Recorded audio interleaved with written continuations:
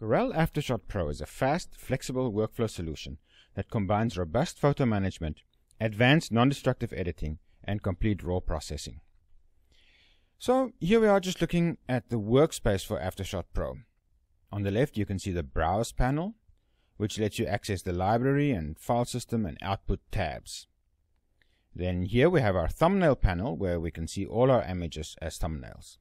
And then here we have our preview panel, where we can see whichever image is selected, and we can see whatever changes we make on it here using the main tools panel. Okay, now we're going to take a look at how to get around AfterShot Pro. So here we can create libraries for our images, which help with photo management, but for now we're just going to open File System, and we click on a folder on our computer, and there we can see all our images. Please note that here we have various raw files, and you'll notice that we can preview them pretty much instantaneously. So before, I used to shoot raw only if I really needed to, because I thought it was slow and a pain to work with. But AfterShot Pro really is very snappy, and you get all the advantages of raw, such as more control, much deeper exposure latitude, but it's as fast as working with JPEGs.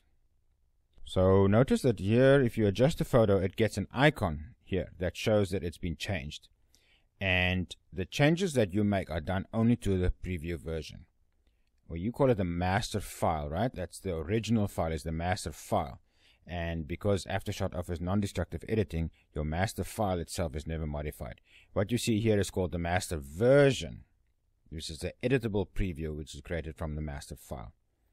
So edit information for this is saved separately, and what you see on screen is just a master version. So before you start editing, you can choose between doing your edits directly on this master version, or you can create a new version for editing. So you can press Insert, or you can right click the thumbnail and choose Version, New Version from Defaults. So let's make a few changes here. Firstly, we can flag an image as a pick, or we can flag it as a reject, or we can add ratings to an image. So this really helps for you to quickly go through your images and find the ones that you want to keep and the ones that you want to reject. You can also use the multi-image view here to compare photos with each other, and you can zoom in with a magnifier tool to see if it's sharp and if the quality is okay. So at this point, of course, you can also rotate an image right here, and then the crop tool, very simple, select it, enable, draw your crop, and then click done, and your crop is done.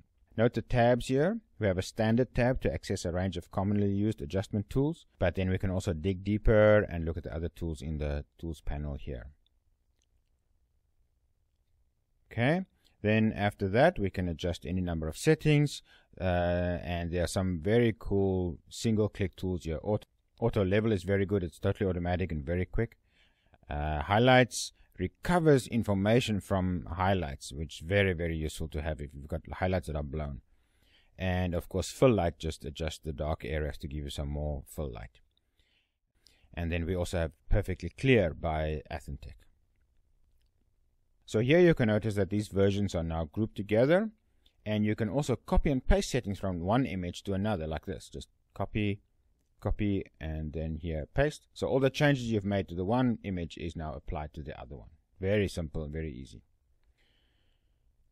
Okay, so when we're done adjusting all our images, non-destructive editor requires making output images. So we go here to the output tab, and we can choose JPEG or download or gallery. So let's choose JPEG full size.